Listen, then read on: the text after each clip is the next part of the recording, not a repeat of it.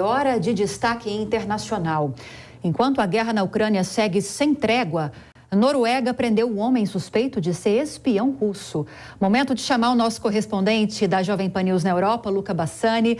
Luca, boa noite. Conta pra gente qual a peculiaridade, o que chama a atenção nesse espião.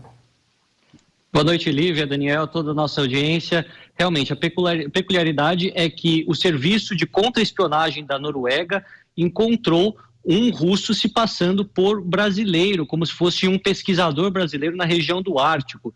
Para relembrar a nossa audiência, a Noruega e a Rússia têm uma fronteira relativamente pequena, de 198 quilômetros, na região do Ártico, onde há muitos pesquisadores para fazer diversos estudos exatamente naquele ponto do planeta e também nas baixas temperaturas. Ele se passava por um estudante, um pesquisador também da Universidade de Tromsø, uma famosa região que nós temos lá na Noruega, onde se pode ver inclusive a famosa aurora boreal. E depois de um tempo, depois da investigação da Força Anti-Espionagem, descobriram que ele estava se passando por um brasileiro, mas tratava de um russo, coletando provavelmente informações. O que os noruegueses falam é que nas últimas semanas, principalmente durante esse ano de 2022, outros russos foram pegos nessa região, também utilizando drones para observar a região e fazer com que o presidente Putin e seu governo fossem abastecidos com algum tipo de informação estratégica, lembrando que os noruegueses também possuem grandes reservas de petróleo e gás, têm sido um dos principais fornecedores para a Europa nesse momento de crise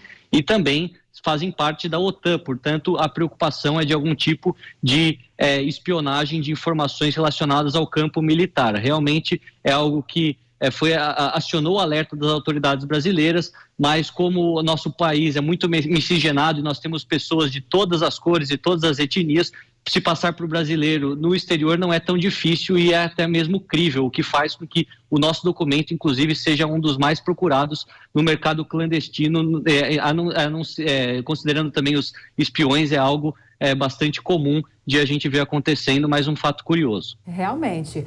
Agora, Luca, mudando de assunto, na Itália, a primeira-ministra Giorgia Meloni falou hoje e negou afinidade com o fascismo, né?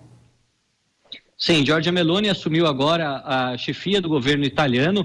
O partido dela é considerado na Itália um partido de extrema direita e essa definição vem da história, porque depois que acabou a Segunda Guerra Mundial, houve o Movimento Sociale Italiano, o Movimento Social Italiano, fundado em 46, por aqueles remanescentes do fascismo e ficou como um partido até 95. Depois, como herdeiro desse partido pós-fascista, nós tivemos vários outros na Itália, inclusive o Fratelli d'Italia, o Irmãos da Itália, a qual pertence Giorgia Meloni. Mas ela moderou bastante seu discurso, fez uma coalizão aí com a direita, centro-direita, representa os valores conservadores, uma visão um pouco mais dura quanto na questão migratória e dos costumes, mas disse para a União Europeia que não sabotará a União, que está disposta a trabalhar junto, e a Itália tem essa função, sendo um dos países, inclusive, fundadores do bloco.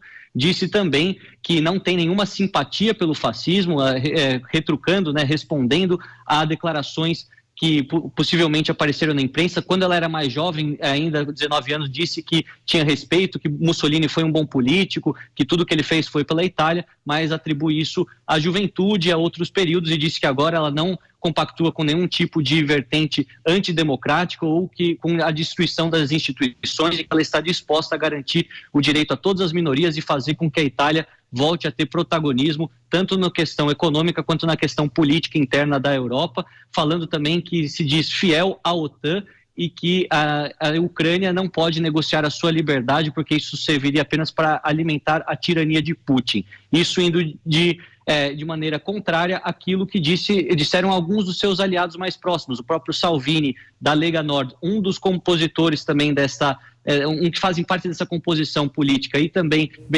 Silvio Berlusconi, já foram aliados, pelo menos de maneira leve, a Putin. Portanto, foi importante ela fazer esses esclarecimentos e agora começa o seu governo frente à Itália.